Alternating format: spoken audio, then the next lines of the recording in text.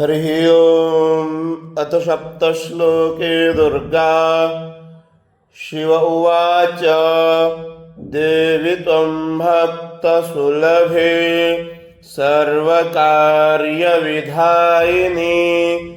कलौ हि कार्यसिद्ध्यर्थमुपायं ब्रूहि यत्नतः।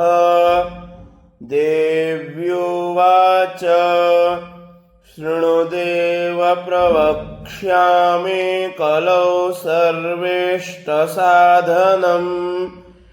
मया तवैव स्नेहेनाप्यम्बा स्तुतिः प्रकाश्यते विनियोगः।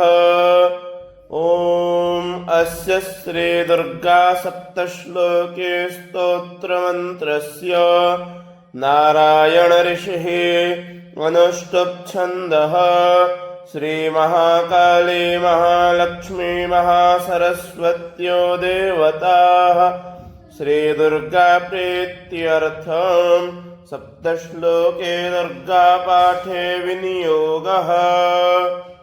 ॐ ज्ञानिनामपि चेतांसि देवी भगवती हि सा बलादाकृष्य मोहाय महामाया प्रयच्छति।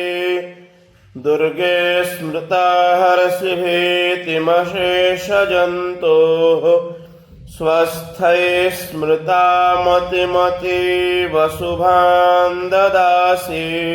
दारिद्र्यदुःखभयहारिणि का त्वदन्या सर्वोपकारकरणाय सदार्द्रचित्ता सर्वमङ्गलमङ्गल्ये शिवे सर्वार्थसाधिके शरण्ये त्र्यम्बके गौरी नारायणि नमोऽस्तुते।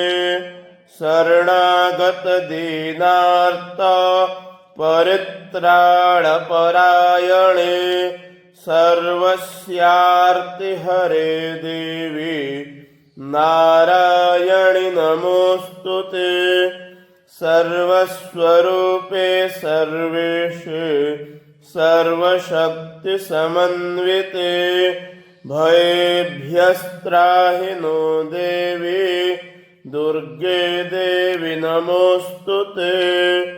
रोगानशेषानपहंसि तुष्टा रुष्टा तु कामान् सकलानभीष्टान् त्वामाश्रितानान्न विपन्नराणां त्वामाश्रिता ह्याश्रयतां प्रयान्ति।